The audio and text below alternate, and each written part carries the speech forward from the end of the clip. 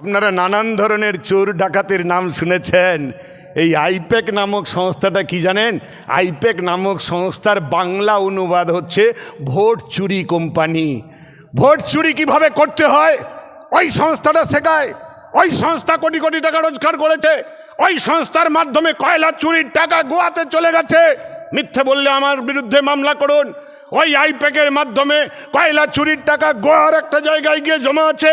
নির্বাচনের সময় ওই সমস্ত টাকা আসবে।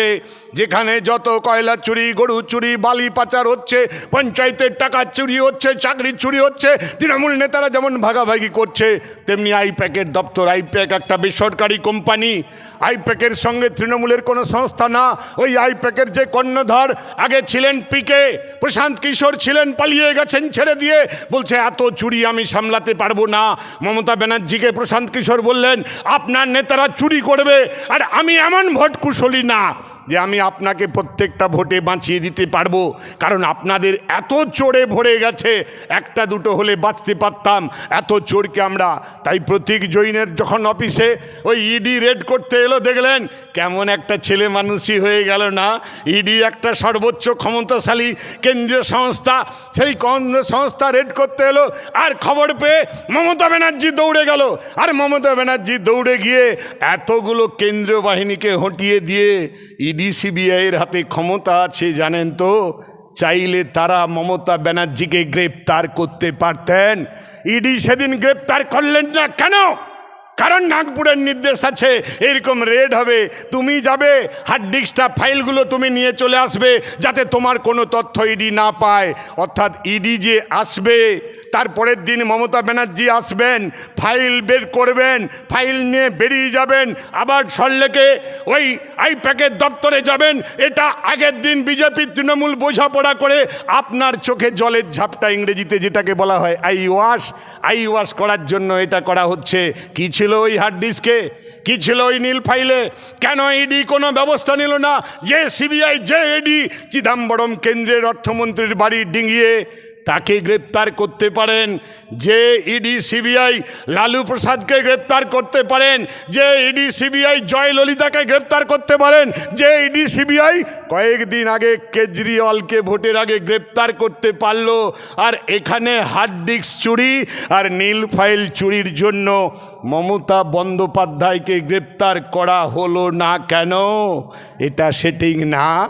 একটা বাচ্চা ছেলেও জানে যে বোঝাপড়া না থাকলে মমতা ব্যানার্জি ওইভাবে বীর দর্পে ঢুকে গিয়ে নীল ফাইল নিয়ে এসে, আবার দেখুন মাইক রেডি করা আছে, বেরিয়ে কি বলতে হবে সাংবাদিকদের, তার জন্য একবারে মাইক রেডি, কর্ডলেস নয়, কট দেওয়া মাইক, এইরকম এইরকম এইরকম কট দেওয়া মাইক রেডি করা আছে। সাংবাদিকদের বলছেন তার নাকি নির্বাচনের প্রার্থী তালিকা হয়ে গেছে। বিশ্বাস করেন আপনারা? এখানে এত সাংবাদিক বন্ধুরা আছেন, ইউটিউব চ্যানেলের বন্ধুরা আছেন, আপনারা যারা আছেন তারা কেউ বিশ্বাস করেন প্রার্থী তালিকা তৃণমূলের তৈরি হয়ে গেছে? প্রার্থী খোঁজা হচ্ছে। কে পালাবে, কে থাকবে কোনো ঠিক আছে? কে বিজেপিতে পালাবে, কে তৃণমূলে থাকবে? তবে এইটা জেনে রাখবেন যে অবস্থা খুবই খারাপ। তৃণমূল বুঝে গেছে এই নির্বাচনটায় আমরা বাংলা বাঁচাও যাত্রা করছি। আজকে কুলবাড়ির মতো অঞ্চলে আমরা দীর্ঘ সময় ধরে হেঁটে যে লাল ঝান্ডার উচ্ছ্বাস, লাল ঝান্ডার যে মিছিল দেখলাম, এটা জেলায় জেলায় হচ্ছে, শুধু এখানে হচ্ছে তা না, গোটা বাংলার মানুষ। আপনি গ্রামে যান, শহরে যান, দোকানে যান, কি বলছে? মমতার বিদায় চাই, বিজেপি আসবে। গতবারে বলেছিল, কিন্তু বিজেপি আর তৃণমূল কোনো ফারাক দেখা গেল না। বিজেপি কোম্পানির যতগুলো চেয়ার ছিল সেই চেয়ারগুলোতে বসে গেল শুভেন্দু, তৃণমূল থেকে এসে বসে গেল, মুকুল রায় এসে বসে গেল, ঝাঁক ঝাঁক তৃণমূলের চোর ডাকাতরা এসে বিজেপির চেয়ারে বসে গেল। আসলে সেই কলকাতা ফুটবল মাঠের মোহনবাগান ইস্টবেঙ্গলের দেখবেন সিজনে যখন ম্যাচের দল বদলের সই হয়, মোহনবাগানের কিছু খেলোয়াড় ইস্টবেঙ্গলে চলে যায়, ইস্টবেঙ্গলের কিছু খেলোয়াড় মোহনবাগানে চলে আসে। ঠিক গতবারের 21 সালে আপনারা দেখলেন না? 2020 সাল 27শে নভেম্বর মেদিনীপুর কলেজ মাঠে অমিত শাহের জনসভায় শুভেন্দু অধিকারী ডান দিকে বসলেন, বিজেপির ঝান্ডা গ্রহণ করলেন। বিজেপি তারপরে মুকুল রায় চলে গেলেন, আর মুকুল রায় দিল্লিতে নামার পরে তাকে যখন সাংবাদিকরা জিজ্ঞেস করছে আপনি কোথায় যাবেন, কারণ আপনি তো তৃণমূলের এখনও এমএলএ আছেন, এমএলএ আবার বিজেপিতে যোগ দিয়েছেন। মুকুল রায় দিল্লি বিমানবন্দরে দাঁড়িয়ে কি বলেছিলেন? বলেছিলেন ওই তৃণমূল বিজেপি দুটো তো এক, যে কোনো একটা জায়গায় গিয়ে উঠে পড়বো, যে কোনো একটা জায়গায় গিয়ে উঠে পড়বো। এটা তাপস সিনহার কথা না, আমরা যা বলি তথ্য প্রমাণ নিয়ে বলি। মানুষ গোটা রাজ্যের মধ্যবিত্তরা ফুঁসছেন, তাদের মা বোনেরা আজকে নিরাপদ নয়, একটার পর একটা মহিলাদের ইজ্জত কেড়ে নেওয়া হচ্ছে। মমতা ব্যানার্জি দর্শকের ভূমিকা পালন করছে।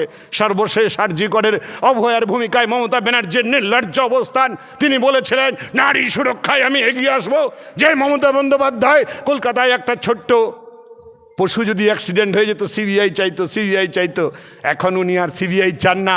আর সিবিআই চাইলেও মমতা বন্দ্যোপাধ্যায় যা বলবেন সিবিআই সেটাই করবেন, ইডি সেটাই করবেন, সেভাবেই করছেন। মধ্যবিত্তরা ফুঁসছেন, মধ্যবিত্তরা, আমরা গ্রামে গঞ্জে কথা বলে দেখছি, মধ্যবিত্তরা মমতা বন্দ্যোপাধ্যায়ের বিসর্জন চাইছেন। বিজেপি আর কোনো পিকচারে নেই। আর প্রান্তিক মানুষ, গরিব খেটে খাওয়া, যিনি টোটো চালান, যিনি অটো চালান, যিনি মুটের কাজ করেন, তাকে গিয়ে জিজ্ঞেস করবেন, তাদের নাভির শ্বাস উঠছে। তারা বলছে এই সরকারটাকে বদলাতে হবে।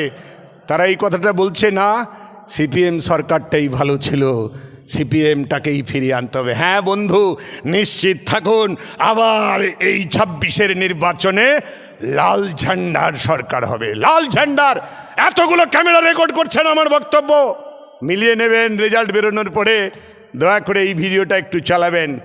আজকে চালান না চালান, আগামীকাল চালান না চালান, 26-এর নির্বাচনে বামপন্থীদের সরকার হচ্ছে, বামফ্রন্টের সরকার হচ্ছে। গোটা রাজ্যের মানুষ, গোটা রাজ্যের মানুষ তৃণমূলের উপরে ঘৃণা ঘৃণা ঘৃণা তৈরি হয়েছে রাজ্যের মানুষের। আর বিজেপি বিশ্বাস ভঙ্গ করেছে। বিজেপি প্রতিটি ক্ষেত্রে আরজিকর থেকে ফাইল চুরি, কয়লা চুরি ছিল, গরু চুরি ছিল, চাকরি চুরি ছিল। মমতা ব্যানার্জির মাথায় নতুন পালক এলো, ফাইল চুরি, নীল ফাইলটা চুরি করেছে। কি সুন্দর করে ন্যাশনাল মিডিয়া দেখাচ্ছে। হিন্দি চ্যানেল দেখবেন আর ওই কি বলে ইংরেজি চ্যানেল দেখবেন। আমি রাতের বেলা একটু হিন্দি ইংরেজি চ্যানেলগুলো ঘুরিয়ে ঘুরিয়ে দেখি, একটা সুন্দর ভাষা।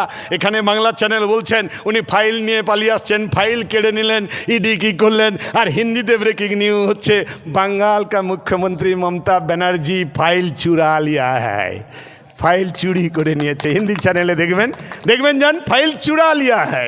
फाइल में क्या है, हार्ड डिस्क में क्या है, वो आईफोन में क्या है, आईफोन में ममता का प्राण भमरा है, মমতা কা দিল হ্যায়, মমতার প্রাণ ভমরাটা আছে ওই ফাইলটায়, ওই হার্ড ডিস্কটায়। তাই ওটা উনি নিয়ে পালিয়ে গেলেন এবং ইডি বললেন আপনি নিয়ে চলে যাও, নিয়ে চলে যান, নিয়ে চলে যান, নাহলে এটা যদি বাইরে চলে যায় তাহলে তোমার বিপদ আছে।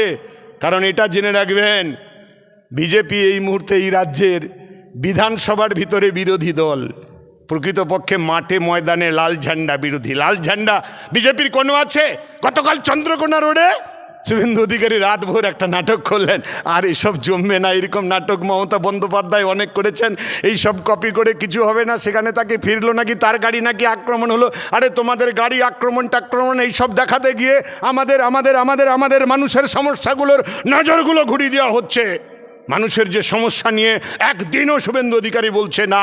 কেন এত বেকারের কাজ নেই, কেন এই রাজ্যের কৃষির এই অবস্থা, কৃষকরা কেন আত্মহত্যা করছে, কেন একটার পর একটা কারখানার চিমনির ধোঁয়া বন্ধ হয়ে যাচ্ছে, কলকারখানা কেন হচ্ছে না। মমতা ব্যানার্জির হাত ধরে একটা শিল্প হয়নি, হবে না। আবার আমরা শিল্প করব, আমরা গ্রামগুলোকে সাজিয়ে তুলব। এই চণ্ডীপুরকে স্বপ্নের মতো করে আমরা সাজাবো, হলদিয়াকে সাজাবো, পূর্ব মেদিনীপুরকে সাজাবো, পশ্চিমবাংলাকে আবার আমাদেরকে সাজাতে হবে। বামপন্থীদের উপরে 106 বছরের একটা রাজনৈতিক দল, এই লাল ঝান্ডার পার্টি, আমাদের উপরে সেই দায়িত্ব আছে। এই দুটো শক্তিকে, একটা সাম্প্রদায়িক দল, একটা দুর্নীতিগ্রস্ত রাজনৈতিক দল, এই দুটো দলকে সরিয়ে আমাদের সরকার গড়তে হবে। বিজেপির প্রতি মানুষ বিশ্বাসযোগ্যতা হারিয়েছে।